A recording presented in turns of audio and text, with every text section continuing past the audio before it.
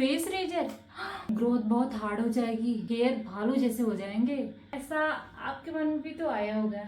तो चलिए, face razor करने से क्या नुकसान है, क्या फायदे हैं, इनको यूज कैसे करते हैं, तो वो सारी चीजें मैं आपको इस वीडियो में बताऊंगी। जितने भी फेस रेजर से आपके मन में सवाल आते हैं, तो सारे सवालों के आज हम जवाब देने वाले हैं।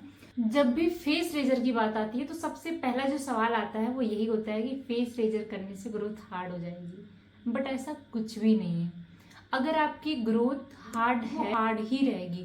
बस स्टार्टिंग में क्या दिक्कत होता है कि छोटे छोटे हेयर निकलने स्टार्ट होते हैं। फिर जब हम फेस वॉश वगैरह या अपने फेस पे हाथ को ऐसे थोड़ा सा घुमाते हैं तो ऐसा लगता है जैसे वो चुभ रहे हैं। हमें लगता है कि ग्रोथ हार्ड हो रही है, बट ऐसा कुछ नहीं है। जब स्टार्टिंग में निकलते हैं तो ऐसा सिचुएशन रहता है, बाकी ऐसा कुछ भी नहीं है। दिमाग से ये चीजें निकाल दीजिए कि फेस रेजर करने से ग्रोथ हार्ड होती है। एग्जाम्पल और दे रहे हैं हम आपको, जैसे आप थ्रेड वगैरह कराते हैं, वैक्स कराते हैं, तो वैक्स में क्या होता है कि जड़ से निकलते हैं, फिर भी हेयर ग्रोथ होने लगती है। तो ऐसा तो वो जड़ से निकल रहे हैं ना, फिर भी ग्रोथ तो आ रही है। तो जितनी ग्रोथ आनी है वो चाहे आप वैक्स से करोगे चाहे रेजर से करोगे, तब भी वो ग्रोथ आएगी।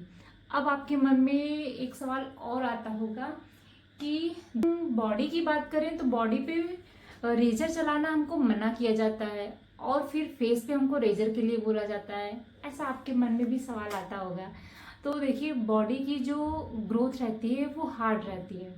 बॉडी के जो रेजर आते हैं वो अलग आते हैं, फेस के जो रेजर आते हैं वो अलग आते हैं। अब रही बात, जब हम बॉडी पे वैक्स करते हैं तो बॉडी के लिए वैक्स अच्छा माना जाता है, लेकिन फेस के लिए रेजर ऐसा क्यों? हमारे हैंड हो गए, लेग हो गए, तो इन सब की जो स्किन है वो इतनी ज़्यादा सेंसिटिव नहीं है जितनी ज़्यादा फेस की होती है। तो फेस पे अगर आप, जैसे आपने बॉडी का महीने में 2 से 3 बार वैक्स करवाया, आप अगर फेस के साथ ऐसा करेंगे तो आपकी जो स्किन रहेगी ये लूज, मतलब लटकने लगेगी। तो इसलिए फेस रेजर ज़्यादा बढ़िया माना जाता है इस वैक्स की अपेक्षा। उम्मीद है आपकी जो कंफ्यूजन होगी वो दूर हो गई होगी। तो अब दूसरा सवाल आपके मन में आता होगा, फेस रेजर यूज कैसे करें? तो सबसे पहला जो स्टेप है वो अपने बालों को आप बांध लीजिए। तो यहाँ पे मैं अपने बालों को बांधूंगी और ये वीडियो मैं रात को बना रही हूँ, रात के टाइम में, क्योंकि दिन में मुझे टाइम नहीं मिल पाता। तो सबसे पहले आप अपने हेयर को जो है वो लॉक कर लेंगे, ठीक है। उसके बाद मैं फेस धुली हूँ, फेस मेरा क्लीन है, आपका भी फेस क्लीन रहना चाहिए। उसके बाद आपके पास 3 से 4 चीज़ें होनी चाहिए।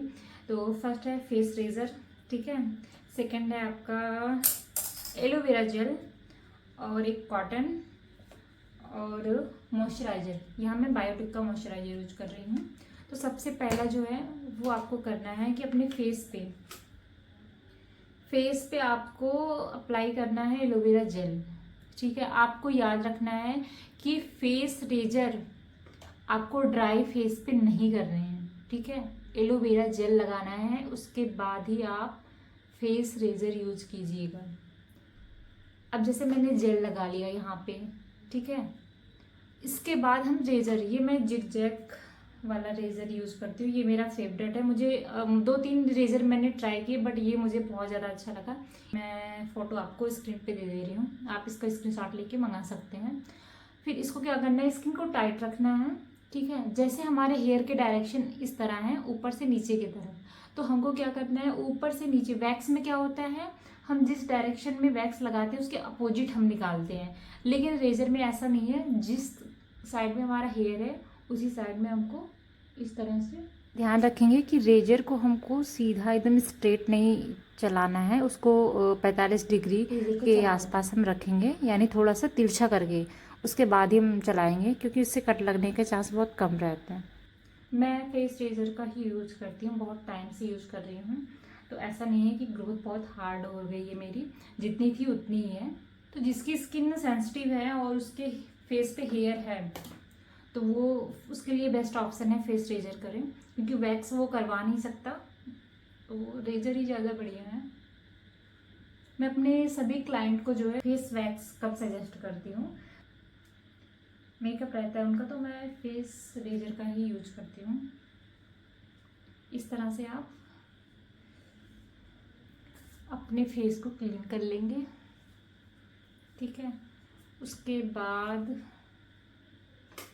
मैं फेस धुल के आती हूँ। इसके बाद आपको फेस को ड्राई नहीं छोड़ना है, थोड़ा सा मॉइस्चराइज़र लगा के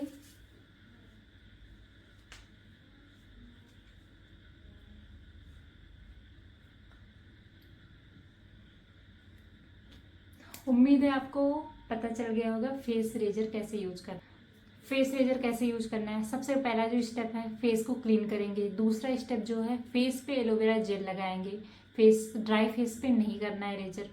ठीक है, तीसरा स्टेप जब हुआ कि जिस डायरेक्शन में हेयर रहेंगे उसी डायरेक्शन में हमको रेजर चलाना है। रेजर 1 से 2 बार उसी जगह पे करेंगे, उससे ज़्यादा हम नहीं करेंगे।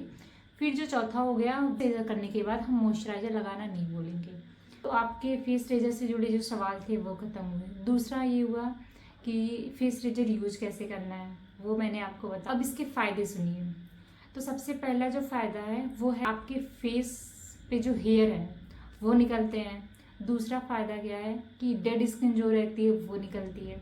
तीसरा फ़ायदा ये है कि डेड स्किन और फेस हेयर निकल जाने के बाद आपकी स्किन काफ़ी ज़्यादा ग्लोइंग हो जाती है। चौथा जो फ़ायदा है वो सबसे बड़ा फ़ायदा है, जो लोग मेकअप करते हैं तो इनका मेकअप लंबे समय तक टिकता है, ग्रे नहीं पड़ता है।